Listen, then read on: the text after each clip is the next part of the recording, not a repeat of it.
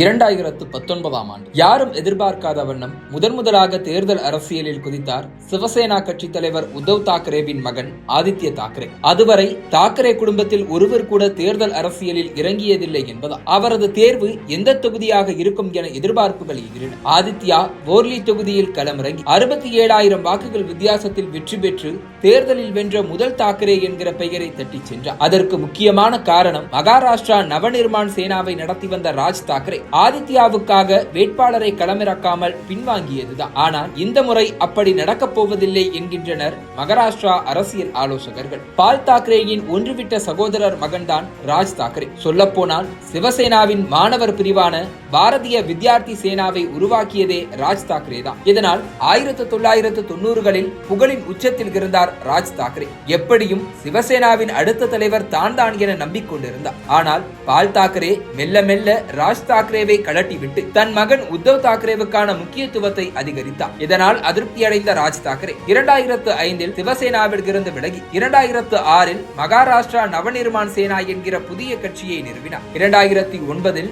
143 தொகுதிகளில் களமிறங்கி 13 தொகுதிகளில் வென்று அதிர்ச்சி கொடுத்த இந்த கட்சி கடந்த 2014, 2019 தேர்தல்களில் வெறும் ஒரு தொகுதியில் மட்டுமே வென்றது. என்னதான் சட்டப்பேரவை தேர்தல்களில் கட்டெரும்பு போல கட்சி தேய்ந்து வந்தாலும் உள்ளாட்சி தேர்தல்களில் ஓரளவுக்கு உயிர்ப்போடு இருக்கிறது. அதிலும் 2017இல் நடந்த நகர்ப்புற உள்ளாட்சி தேர்தலில் மட்டும் ராஜ் தாக்கரேவின் மகாராஷ்டிரா நவநிர்மாண் சேனா போர்லி தொகுதிக்குட்பட்ட பகுதிகளில் 33,000 வாக்குகளை குவித்தது. இந்த ஏரியாவில் ராஜ் தாக்கரேவின் கட்சிக்கென ஆதரவாளர்கள் இருப்பதால் இந்த முறை போர்லியை அவர் குறிவைக்க வாய்ப்பிருப்பதாக கூறப்படுகிறது. இது ஆதித்ய தாக்கரேவின் தரப்புக்கு அதிர்ச்சியை கொடுத்திருக்கும் என்கின்றனர் அரசியல் விமர்சகர்கள். போர்லி என்பது மும்பை தெற்கு மக்களவை தொகுதிக்குட்பட்ட 6 சட்டப்பேரவை தொகுதிகளில் ஒன்று. மும்பையில் இருக்கும் பெரும்பாலான பணக்காரர்களும் பல முக்கிய நிறுவனங்களும் இயங்கும் பகுதியாக உள்ளது.